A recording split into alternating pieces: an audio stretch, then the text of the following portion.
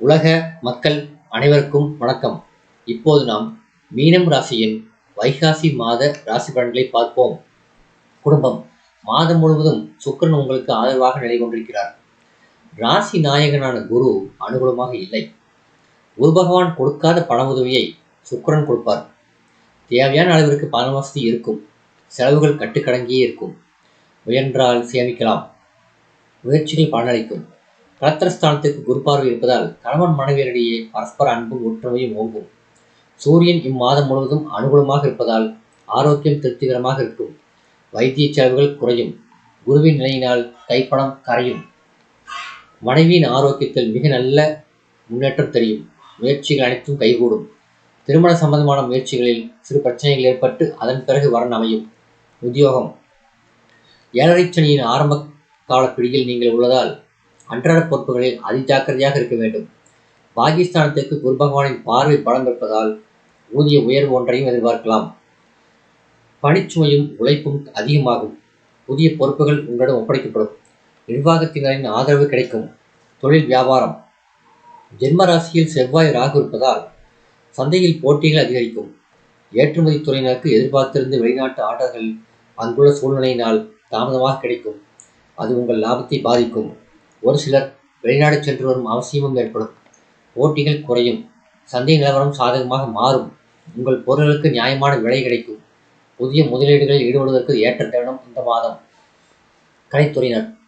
சுக்கிரன் தனது முழு பலத்துடன் உங்களுக்கு ஆதரவாக நிலை கொண்டுள்ளார். புதிய வாய்ப்புகள் தேடி வரும். வருமானம் உயரும். ஒரு சிலருக்கு வெளிநாடு சென்று வரும் வாய்ப்பும் அதன் மூலம் பணவரவு மனதிற்கு ஊக்கத்தை அளிக்கும். வெளிநாடுகளில் கலைக்கூடங்களை திறப்பதற்கும் கிரகநிலைகள் சுபபலம் பெற்றுள்ளன. உங்கள் பொருளாதாரத்தை நல்லபடி திருத்தி அமைப்பதற்கு ஏற்ற மாதம் இந்த வைகாசி மாதம்.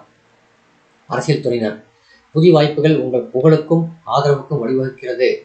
உங்கள் கட்சியையே ஆதரவாளர்களுடன் சேர்ந்து மாற்றி அமைப்பதற்கு உரிய நேரம் இது. மாணவ மாணவியர். வித்யாக்காரரான புதன் வைகாசி 10ஆம் தேதி வரைதான் உங்களுக்கு ஆதரவான நிலையில் சந்திக்கிறார். அதன் பிறகு நிலை மாறிவிடுகிறார். படிப்பில் அக்கறை குறையக்கூடும். சிலருக்கு தகாத மாணவர்களுடன் தொடர்பு ஏற்படும். அதன் காரணமாக படிப்பில் மனம் ஈடுபட தயங்கும். விவசாயத்துறையினர். இம்மாதம் முழுவதும் செவ்வாய் சாதகமாக இல்லை. வயல் பணிகளில் உழைப்பு கடினமாகும். உழைப்பிற்கு தகுந்த விளைச்சல் கிடைப்பது சற்று கடினமே. அடிப்படை வசதிகளுக்கு குறைவிருக்காது. கால்நடைகள் நோய்வாய்ப்படக்கூடும். அதன் காரணமாக செலவுகள் அதிகரிக்கும். பெண்மணிகள். மாதம் முழுவதும் சுக்கிரன் அனுகூலமாக இருக்கிறார். குருவினால் பயனில்லை.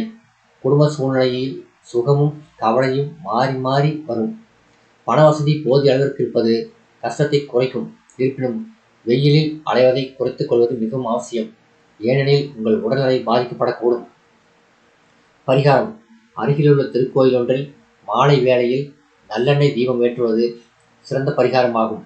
சந்திராஷ்டம தினங்கள் வைகாசி 7 மாலை முதல் 9 வரை. இந்த வீடியோ உங்களுக்கு பிடிச்சிருந்தால் லைக் பண்ணுங்க, ஷேர் பண்ணுங்க, சப்ஸ்கிரைப் பண்ணுங்க. நன்றி.